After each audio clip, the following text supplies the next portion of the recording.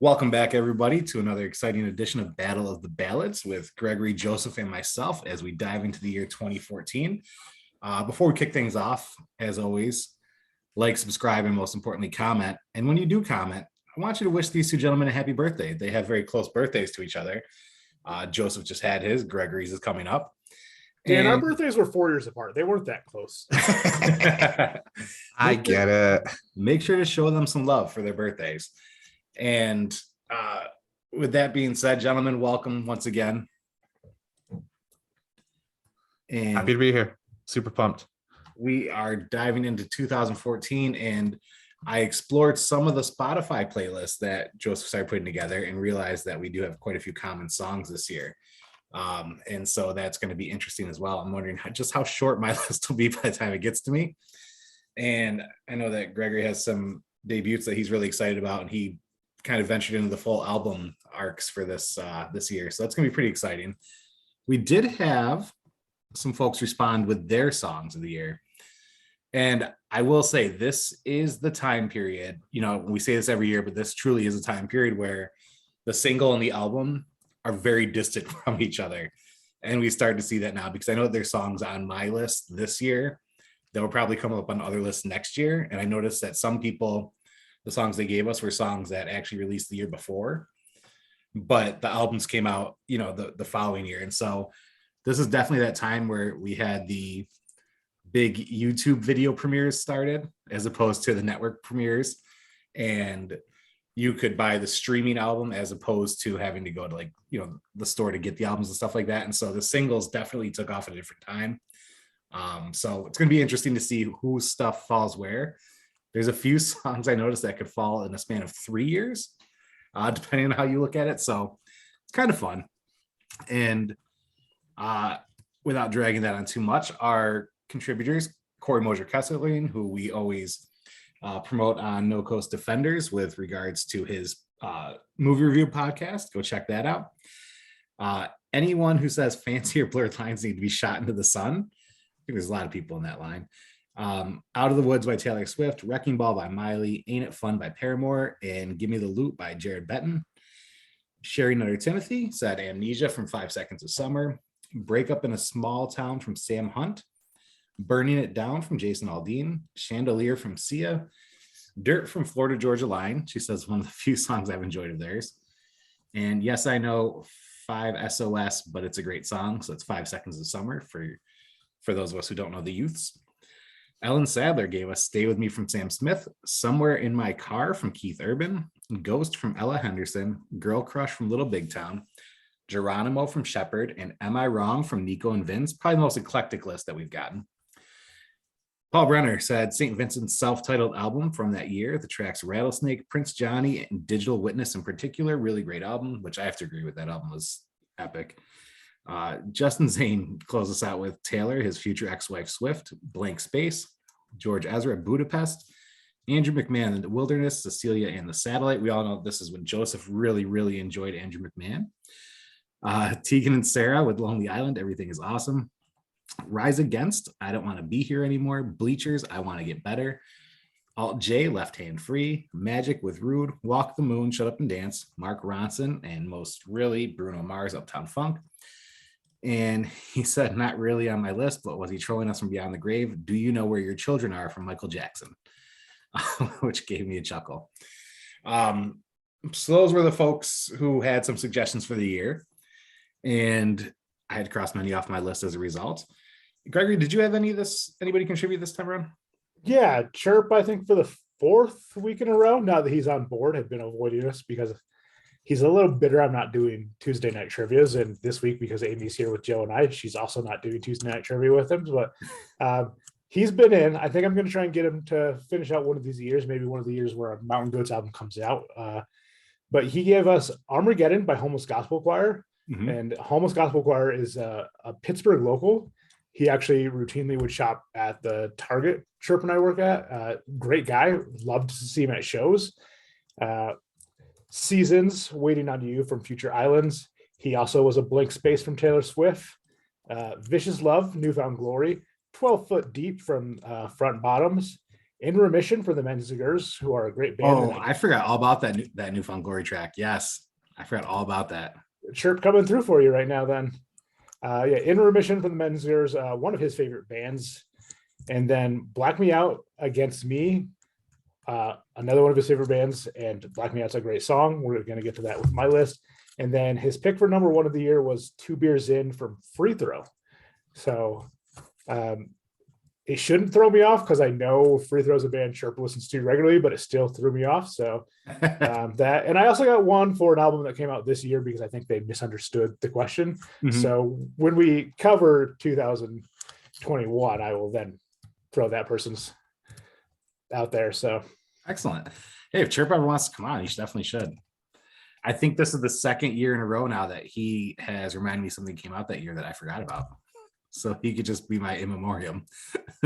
yeah, he's very got a brand of music. I don't want to say genre because they're all different genres, but could be lumped in together. But he's got a brand, but he listens to just about everything. So he routinely pops out of that brand as well. So I love it. I'm curious about your debuts for this year. all right. So this year, JoJo's debut album, Candace Glover from American Idol, the band Skaters, Leah Michelle, his debut album, and I loved the album when it came out, but I left all the songs off simply because some of the stories of her behind the scenes of Glee have left me not wanting to throw her in my list. The band Perfect Pussy from Syracuse, New York, their debut album was out here. I've never listened to them, but I thought it was hilarious that it was a Syracuse band called Perfect Pussy, so they're there. Skrillex, I would never have guessed that 2014 was the debut for Skrillex, but it is. Jimmy Goodwin, who is the bassist of the Doves, he released a solo album. The surprising solo album of this year was Damon Albarn, who is of Blur and the Gorillaz, released his debut, or his solo debut, Everyday Robots. Okay album, not a huge album. I prefer the Gorillaz and Blur to his solo stuff, but Foxes, Melina Martinez, Sam Smith solo album. Like we've been talking about Sam Smith for forever because he's just been releasing stuff, but the solo album came out. Lucy Hale is our actress of the year, releasing an album. I don't think it's been. I think we're pretty sporadic. Is this a new trend we're going with? Maybe it's sporadic where there's an actor or actress, but it's a country album. Karen O of the Yeah Yeah Yeahs released a debut album, which is a solo debut, which is kind of funny because she's basically the Yeah Yeahs anyway. But Banks, Benny who Joe and I will be seeing on the Kesha tour this spring, or the Kesha cruise this spring. Vince Staples, so another Odd Future alum. The rapper Logic, which that'll definitely be a book I own that I will be selling because it is not good. The band X Hex and Terror Pigeons, who I don't know, many people know them, but their debut albums. And then, as you guys know, I usually want it to be a full album, but Charlie Bliss released their first EP, and it's a 3-track EP, and we'll get to it later, but that is my 3-track run of the year. I love Charlie Bliss. The only band since I really started listening to Spotify that was my most listened to, other than Carly Rae. Really? So that is how I feel about. And then even last year, even though Carly Rae was my artist of the year, Charlie Bliss was my song of the year. So I dig it. That's a pretty extensive list. And unlike a lot of our past lists, some of these folks have really had some staying power, which is cool to see. So I love that aspect. Can it be staying power when it would have been 7 years ago? I think so, because the memory these days, especially with the streaming and all that stuff, people are fleeting at this point. As one person on my list, we will see. So Joseph, what do you got for us for your list, my friend? Okay, so the Punk Goes check-in. There was 2 this year. Punk Goes 90s Volume 2 was released this year. And on it, there are a couple I want to mention. I don't like this one as much as some of the Punk Goes of the past. But Mayday Parade does a cover of Come Down by Bush. That's pretty good. And again, I specifically like the singers in Mayday Parade, which I'm going to talk about a little bit later as well. Falling in Reverse is a cover of Gangsta's Paradise, which if you're a fan of Coolio, you're probably not going to like it because it's just so different. But as somebody who, when they hear Falling in Reverse, likes Falling in Reverse, it's pretty good. And that's kind of it. Again, it wasn't not my favorite of the Punk Goes entries. And then Punk Goes Pop Volume 6 was also released this same year. And there's a couple on here, again, that are good. We Came as Romans, post-hardcore band I've mentioned. I think this is the third year they've made my lists for different reasons. They do a cover of Taylor Swift's I Knew You Were Trouble. That's a pretty good rendition. Estate Champs does a cover of Stay the Night by Zed featuring Haley Williams. Again, different take on it because those are wildly different genres. And then Tyler Carter, who is the lead singer of Issues, another post-hardcore type band. I think they're officially listed as metalcore, which is a dumb fucking genre that I'll get into in a little bit here too. Did a cover of Paramore's Ain't It Fun for this one. And as somebody who loves Paramore and Issues, it's kind of the perfect mashup for me. Boom, Punk Goes update. I love this segment. It's probably my favorite part of the thing. So getting into my actual list, I'm going to start with Issues. Their debut album was released this year. This got me thinking about a couple of different topics while I was going through music for this year.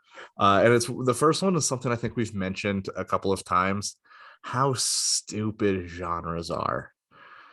Right. So Issues is listed as a metalcore.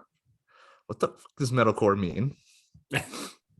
I looked it up, and apparently it is a mix of metal and hardcore punk. Mm-hmm. They are also listed as pop and R&B.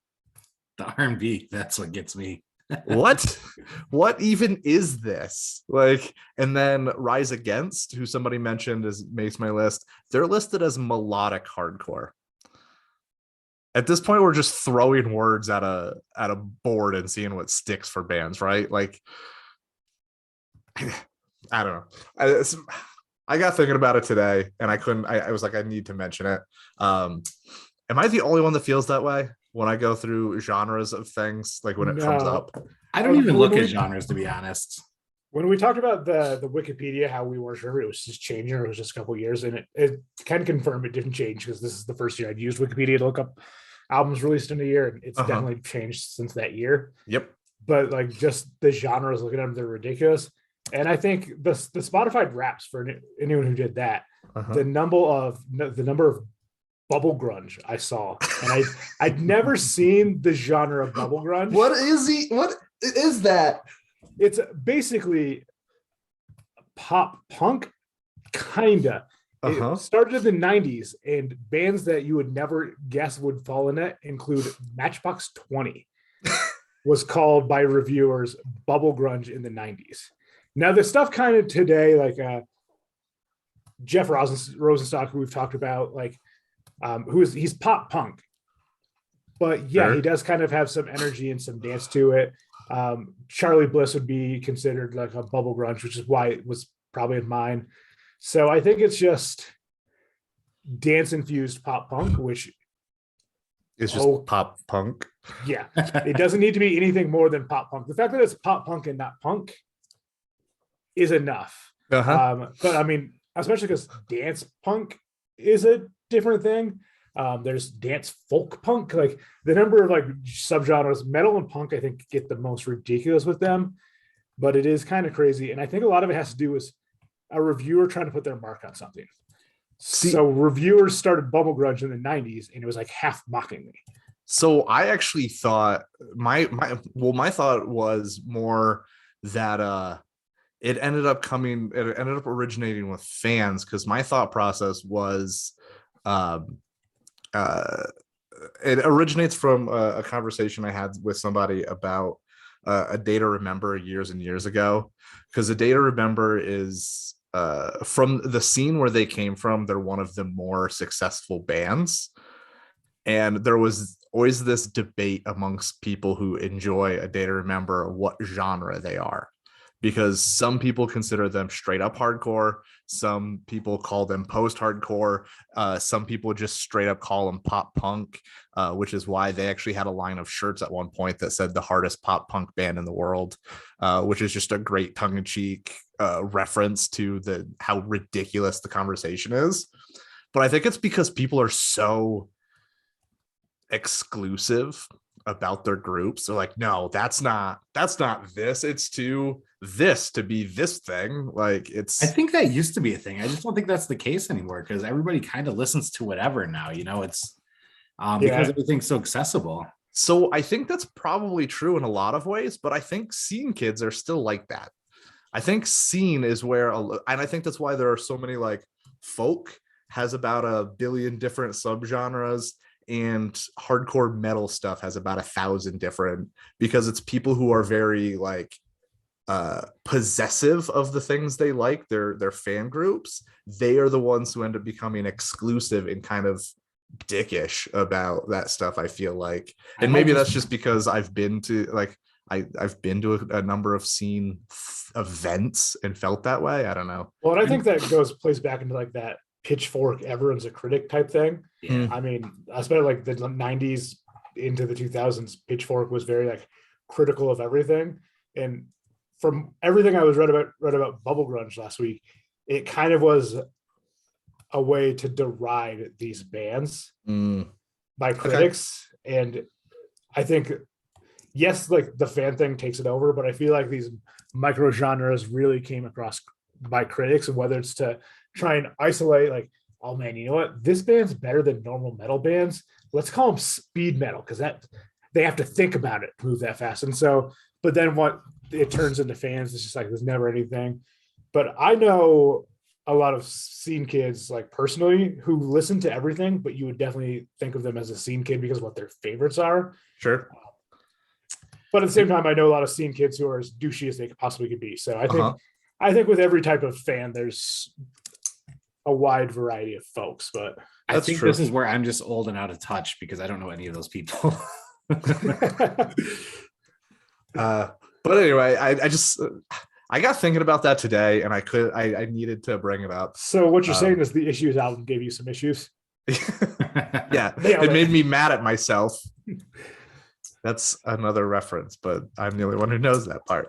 Anyway, Issues album, also titled Issues. There's a number of really great songs off this. I'm going to start with Never Lose Your Flame.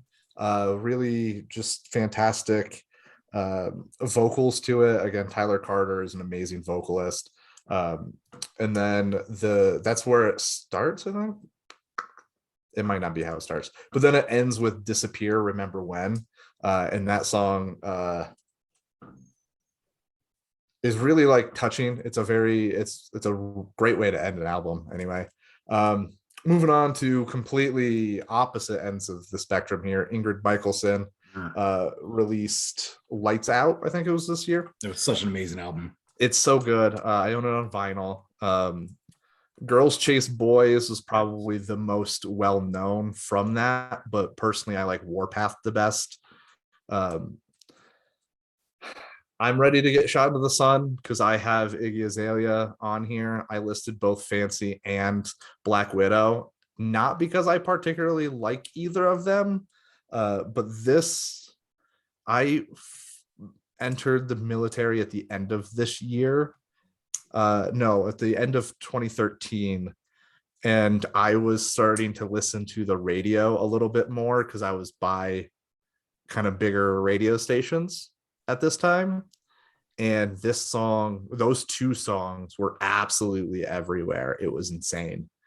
Not great, but they were everywhere. Lily Allen released a cover of Keen's Somewhere Only We Know this year. And I love the original, and this is a really great rendition of it because Lily Allen has a wonderful voice. Foxes of Clarity fame with Zed. She released her debut album this year. And I got into her about the time Clarity was released because I was like, wow, that person's fantastic. I'm going to go on a YouTube rabbit hole of her music. So off this album, there's Youth and Let Go for Tonight that are both really great. If you only know her from Clarity, go check her out. You will not be disappointed. Ed Sheeran released his second Multiply this year. And he has not stopped releasing hit after hit. It's really annoying. But this year, this album had both Sing and Thinking Out Loud, which were just massive. I say that jokingly. I don't mind Ed Sheeran. I think he's a great musician, but he's had too much success now. Jason Lancaster, I just mentioned him a little while ago with Mayday Parade.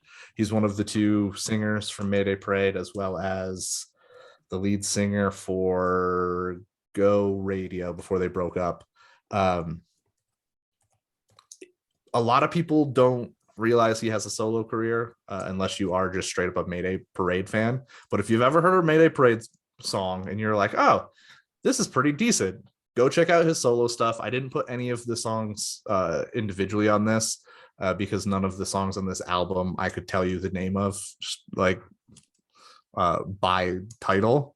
But it's really great. And one of the things we've mentioned about, or I've mentioned about a couple of other artists throughout this podcast, is when somebody does everything on an album. Jason Lancaster, despite being known for his vocals, did all of the instrumentals for this album too: guitar, drum, bass, keyboard, and then helped produce a lot of it.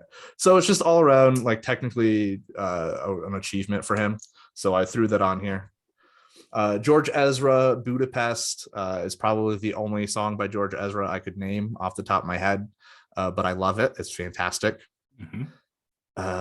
Another one people are going to hate that I'm including is Rude by Magic.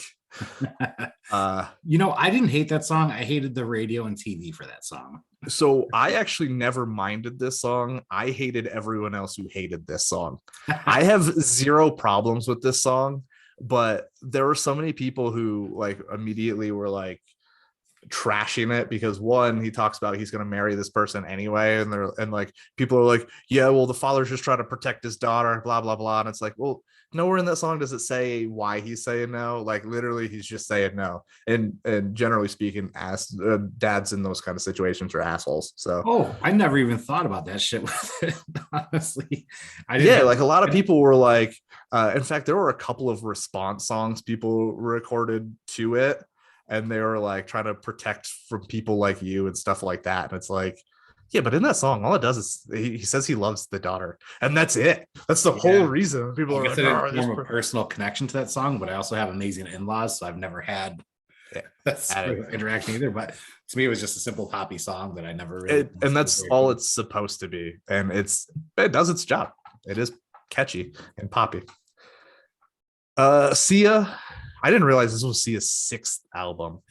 Nobody because I can tell you that the first song I ever can remember hearing by Sia is Chandelier, and then Elastic Heart after that. But yeah, this is apparently her 6th album, which is insane to me.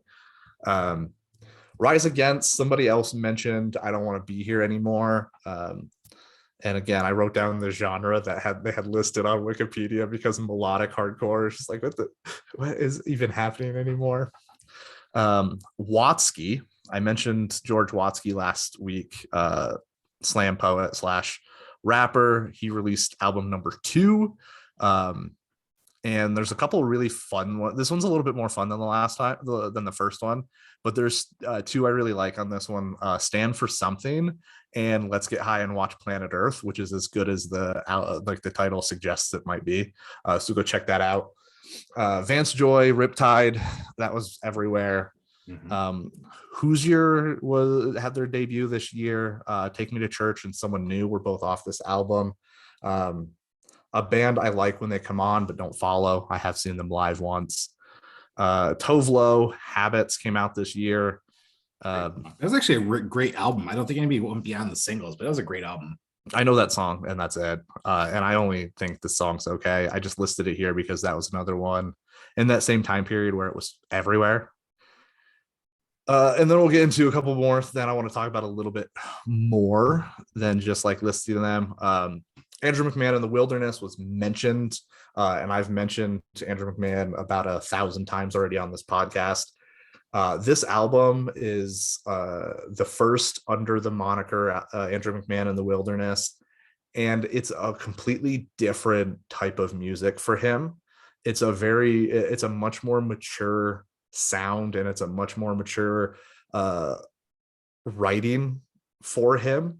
And I think Gregory, one time you described it as pop music for adults to me, and I think that was actually about the second album, but it was about the second, but yeah, but it fits. It's a much more mature sound, and there's just it's a different subject matter as well. A lot of it is about his now successful marriage and his first child. And so I listed Cecilia and the Satellite in black and white movies on this one, and then it'll come up again on my short list. Walk the Moon, Talking is Hard was released this year. It's the second, technically the third of the albums, but the second of the major label releases. Sidekick, Portugal, and then Aquaman are all on that one. And Aquaman has a special significance to Amanda and I. It's one of our songs because it's just beautiful. Taylor Swift, another one that needs to cut it off or knock it off. Like, listen to, these are just the singles off this album: Blank Space, Style, Shake It Off. Why'd you just steal my album, man? Bad Blood, Wildest Dreams, and New Romantics. If anyone had those hits for an entire career, they'd be in the conversation for the Rock and Roll Hall of Fame. This is off of a single album. Yep. That's stupid. Mariah Carey at her peak in the 90s, though, would do 5 or 6 singles off every album too. So this is an unprecedented. Corey Banker, that one's for you. Right now it's about Taylor. I'm not talking about singles, right? I'm talking about these are massive smash hits, right? Like, and Mariah's were always number ones back in a time where streaming didn't count for number ones too. So you had to actually sell those records back then. I never remember 6 or 7 coming off the same one. There was like hit runs of like 3 or 4 off the same Mariah, but like this is that is an album of just mega hits. That's insane to me. Is it the Honey album for Mariah? I think there were 7 number 1 singles off that album. So maybe. I think you're wrong. I think they were split amongst 2, but you know more about music than I do, so I'll defer to you on that one. I mean, I'm not 100% positive, but I think it was 7 off that album. But again, we're also comparing to someone who is routinely ranked in the top 5 vocalist of all time too, right? So we're also not even like that. We're still comparing like to the greatest artists of all time. Yes. And we're talking about single album here. I don't know. Yeah, so Mariah, actually, I'm looking at it right now. She has 3 to 4 number ones on an album for highest. And surprisingly, The Emancipation of Mimi was her 3rd highest selling album, which I never would have guessed, but that was good. That's crazy. Now Mariah's number 1's album, I guess you could say, had 20 number 1s on it. Well, Emancipation of Mimi also was, I think, really the first one that would have been in the streaming age too. So it had that boost from streaming. Yeah, I think that's probably true. The thing with Mariah, though, it was once a song was out there, it was out there for 3 to 4 years, and it wasn't going away on the charts. As opposed to Taylor Swift, I think at one point on like the countdown stuff, she had 3 songs in the top 10. So it's just wild. And to come out with a new genre, this is after she broke up with country, and she came out with this new style that we all knew was coming, but it was really one of the first albums she took ownership of and made her own, and entered the pop fray and crushed it. Yeah, I didn't realize they were off the same album. Truthfully, I'm not a huge Taylor fan. I appreciate what she did, and honestly, even more what she's currently doing. I have just an insane amount of respect for that, but like it's not for me necessarily. So I didn't realize they were all off the same album. I thought they were split between 2, and shows how ignorant I am. And the last full album I want to say a little bit about is the Foo Fighters album that came out this year, Sonic Highway. I've mentioned my admiration for Dave Grohl a number of times on the podcast, and I think this album specifically is a really amazing example of why. So Sonic Highway only has 8 songs on it, but for this album, he traveled to cities that have a long history and attachment to music, interviewed artists, producers, record company executives, and he wrote a song for each of those cities and collaborated with somebody affiliated with the music of that city and released it as it coincided with a mini series of this adventure on HBO, also called Sonic Highways. And so it's not my favorite of the albums. I really only like Congregation that features Zach Brown as like a top tier Foo Fighters for me. But the idea behind this album and kind of what it meant and what he did is just another example of why Dave Grohl might be one of the coolest people in music. And so I wanted to specifically kind of point that out and talk about that a little bit. It's such a cool project. And then I swear, short list, we'll get through this real quick. Issues, Mad at Myself is on my short list. Walk the Moon, Shut Up and Dance. This is actually the song that introduced me to Walk the Moon, sort of. I had heard Anna Sun on the radio, but because of this song, I bought that vinyl, and then I went back and bought the first vinyl as well. Lindsey Sterling released Shatter Me with Lizzie Hale from this year, and it's my favorite Lindsey Sterling of all time.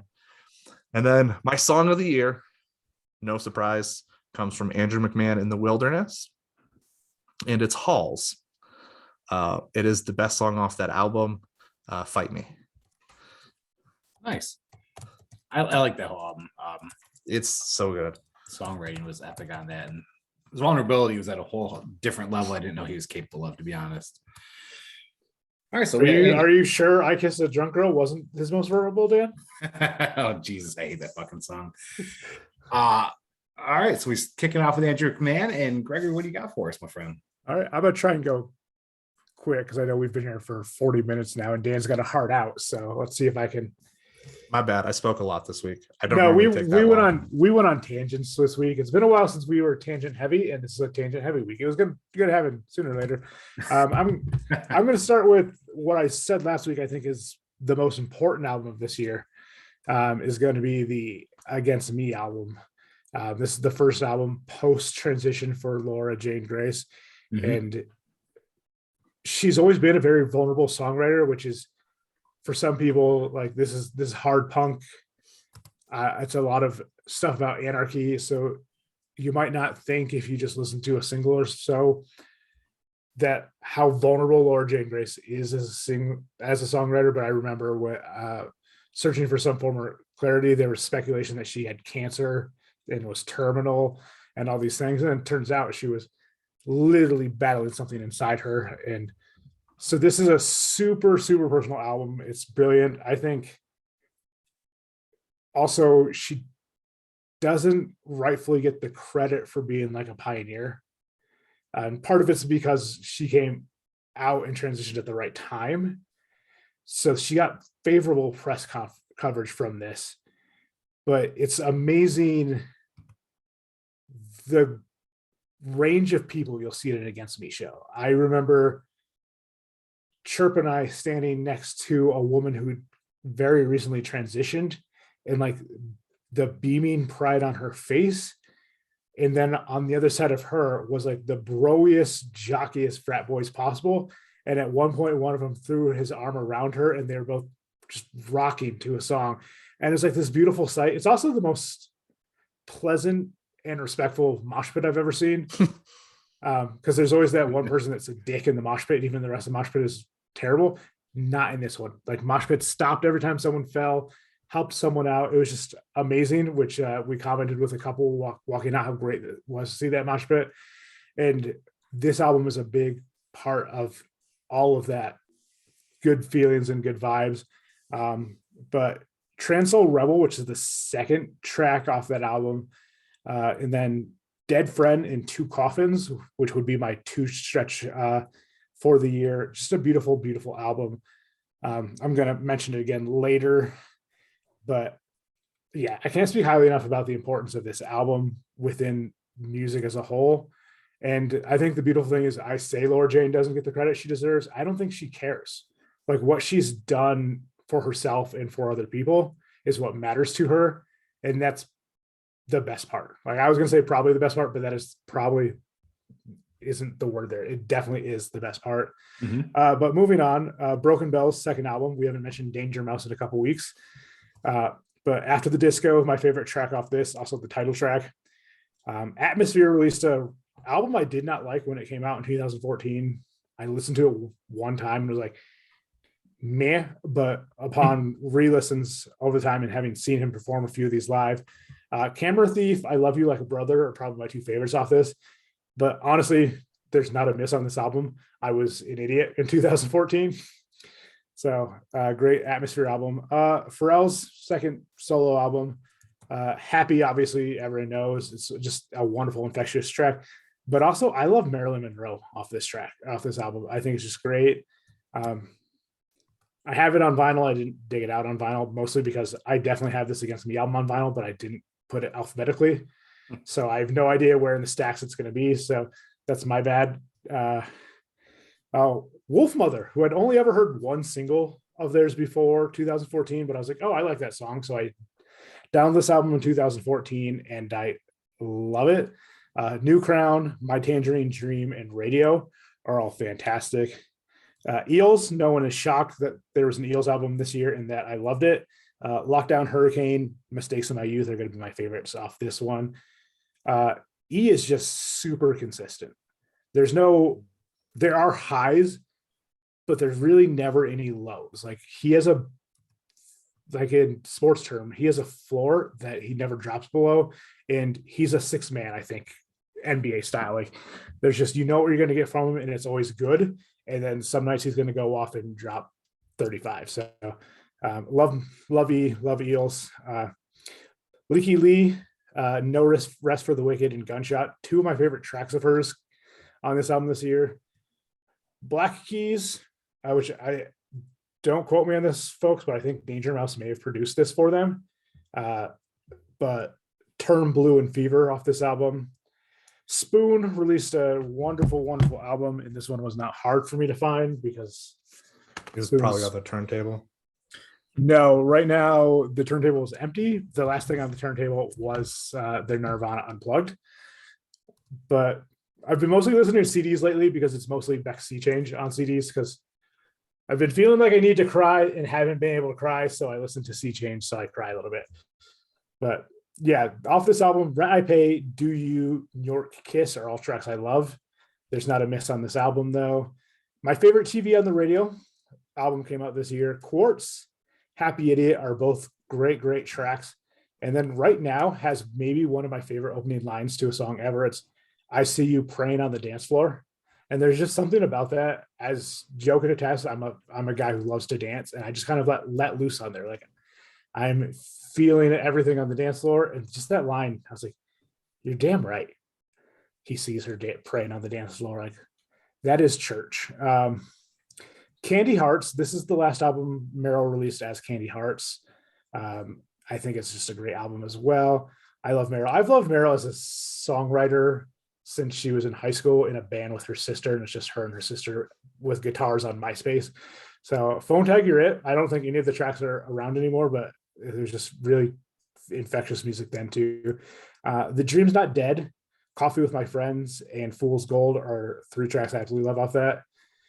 Presidents of the United States of America, a band I don't think we've mentioned since 1992, although they have released a few albums. So they retired after 92. They got back together. They worked with Tone Loc. Or no, they worked with Sir Mix-a-Lot, but this was their last album as a band to date.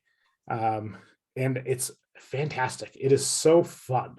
There's nothing earth-shattering like lyrically in this album, but the music is fun and infectious. But Crappy Ghosts, Poor Little Me, She's a Nurse, but I could have listed every song on this album and it would have felt really good. Kay Tempest, who is award-winning poet from Britain, released my favorite hip hop album of 2014. And I've mentioned the Streets as a UK hip hop artist, but there's always something that just doesn't click with the British accent in rap. And especially when you're trying to get gritty. But K Tempest paints a story about the rougher parts of England. It honestly, it feels like it's the narration to a future Guy Ritchie movie. That's so it's really just really good. And her voice works here. It doesn't feel corny, but Stink and a hammer off this album. With the hammer, the chorus is when all you'd got is a hammer, everything looks like a nail. And that's a fucking just a brilliant line. It's nothing earth shattering, but it just, the first time I heard it, I was like, oh, you're fucking right, it does. Terror Pigeon, the song Girl was off the album, their debut album, and it's a wonderful, wonderful track. Terror Pigeon's one of those punk bands that bounces between singers with a male and a female vocalist, and I really think it works. X Hex, their Hot and Cold came out this year, and I'm not a huge fan of anything else off this album, but Hot and Cold is just brilliant. And then, as I said earlier, Charlie Bliss, my 3-track run is Love Me, Urge to Purge, and Strings. Strings might be my least favorite song that I put on this list this year, but I wanted their EP to just be a full 3-track run, so it's on there anyway. And it's not a bad track, it's just not as good as the other two. My short list is going to be Circles from K Tempest. I one time was working in, I think, the freezer at Target, and this song came on, and I found myself actually just like doing a weird dance in a circle in the cooler, and I was like, oh shit. And when a song just leads me to do a dance that makes sense to me in my head, it's always gonna win me over. Candy Heart, Something's Missing, my favorite track off that album. Seeds from TV on the Radio, just a brilliant, brilliant song. I think this has the least amount of plays on Spotify for this album, which is insane to me, but it's also the album closer. So if you don't get into TV on the Radio, you're not going back to Seeds, but it kind of haunts me anytime I hear it. Black Me Out, which was one of Chirp's, that is my favorite Against Me track off this album. It's just brilliant. It's just a fun track when they play it live. And another track that's brilliant live is Knock Knock Knock from Spoon. The second time I saw Spoon was after this album came out, and I'd listened to that album several times in the weeks leading up to seeing them because it had recently come out. And Knock Knock Knock was nothing to me. It wasn't a song that hit me at first, but seeing it live, and they were in an old library in a theater, and they'd essentially sold out the show. There was, I think, 10 seats in the upper balcony that didn't sell, but they were above capacity on the floor where the orchestra pit was supposed to be. And I'm pressed up against the stage, looking right at Britt Daniels, and he's perfectly lit singing this song. And I'm like, oh, that's what this song is. And it just was a moment that hit me and everything. And so it's been my favorite Spoon song since that moment. And it's just the power of seeing live music, really. A song that maybe was the only song that didn't hit me off this album became my favorite Spoon song in that moment. So, and only because of that moment is it going to knock out. I had at one point thought about just doing a short list that was every track off the Against Me album, but I wanted to give K Tempest and TV on the Radio some love, and this Spoon song is probably a top 5 song for me. So, that rounds us out right there. That's it for me. Beautiful. My list has been made quite short as a result of many songs that have been taken, including Joseph Running Away with My Taylor. You can mention them again. I'm not gonna. No, I have. So Meghan Trainor made a lot of songs to annoy me that year. We have All About That Dear Future Husband and Lips Are Moving. I could not say them because of how big they were. Good for her though. Like having been like a successful songwriter for so many years, to then finally do her own album that just blows up. Yeah, I mean, I was very happy for her. Something about her voice is just not for me at all. But so you're saying there's a reason she'd been a songwriter up until that point. Props to her for making so many bangers that year and before. I mean, she was responsible for a lot of tracks people didn't realize. And then we have All You Had to Do Was Stay, Clean, Style, This Love, Welcome to New York, and Wonderland from Taylor off of that 1989 album. I swear, just one of the most comprehensive albums I've ever heard. I absolutely love it. Anaconda from Nicki Minaj, just for keeping music videos alive, I guess, at the time. Bang Bang from Jessie J. Bartender from Lady A. And the only reason I made that list is because we used to listen to it not by choice, but it was put on every Thursday night when we were out for football at the bar. We go out every Thursday night, so it just has an odd place in my heart because I hate the song, but it brings back fun memories. Boom Clap from Charlie XCX, who I actually really enjoy her. I find her to be a lot of fun. And that song is also fun. Bright from Echo Smith. Brother from Need to Breathe featuring Gavin DeGraw. Centuries from Fall Out Boy, one of the rare songs I liked from them after their first two albums. Chains and Jealous from Nick Jonas. That album was actually pretty solid. Crown from Run the Jewels. Don't Tell Them from Jeremiah. So one of those mention them then they're gone kind of things that I mentioned earlier. Glory from John Legend and Common. Talking Body from Tove Lo. Heartbeat from Matt Carney. Honey, I'm Good, another song I despise, from Andy Grammer. It was just everywhere. And to be honest, that was the first song. So Zoe was 2 at this time, but she loved this song, would bop around in her car seat and stuff whenever it was on. So it'll always have a spot with me there. Another singer, I just hate his voice. House Party from Sam Hunt. I from Kendrick Lamar. I Don't Fuck With You from Big Sean. I Will Find You from OAR. A really album that was missed by a lot of people, but I absolutely love it.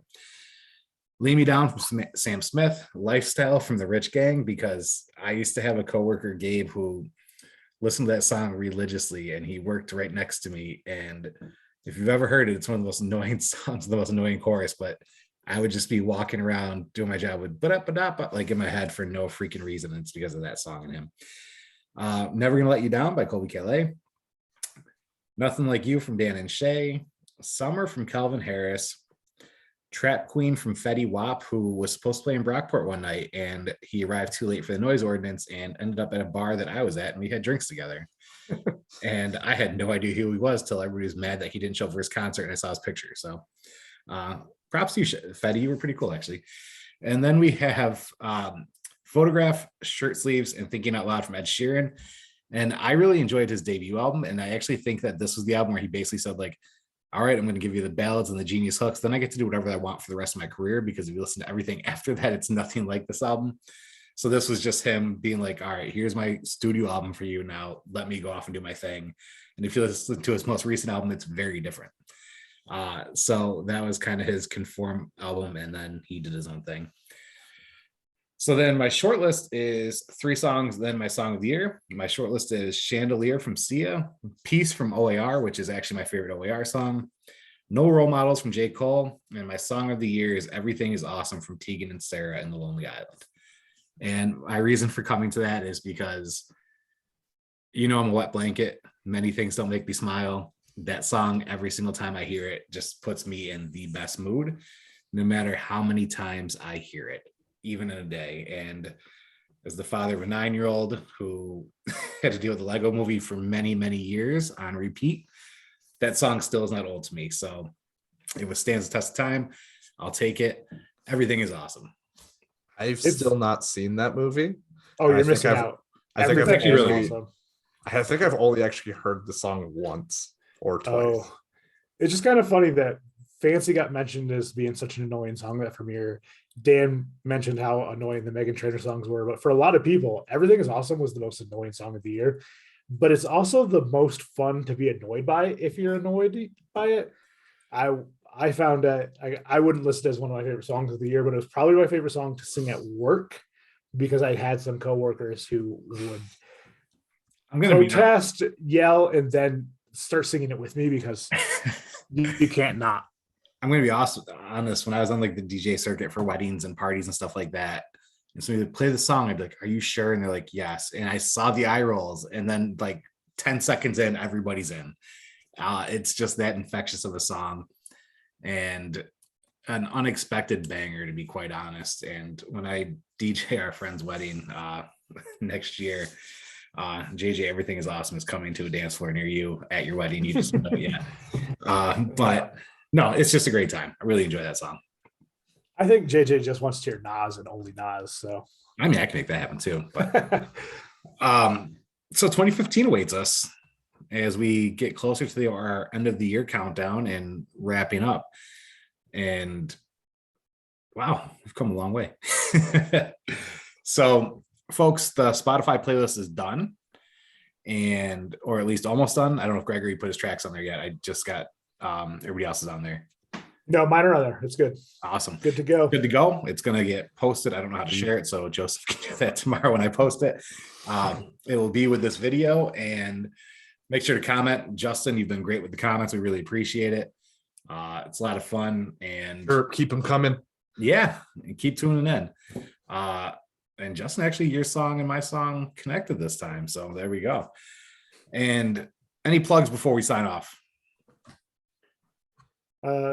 Just one of my normals, Cool Points. Find it on Facebook or substacks.com/Cool Points. The last 2 issues, because I skipped Thanksgiving weekend, but the last 2 issues I sent out are my most read.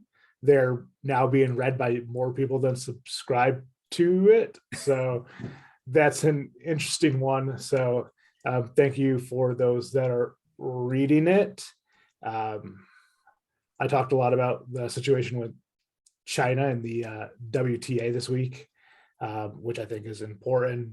And of course, right after I sent it out, Biden had mentioned the the diplomacy ban on the Beijing Olympics. So I talk a lot of nonsense on there, but occasionally I touch upon something real.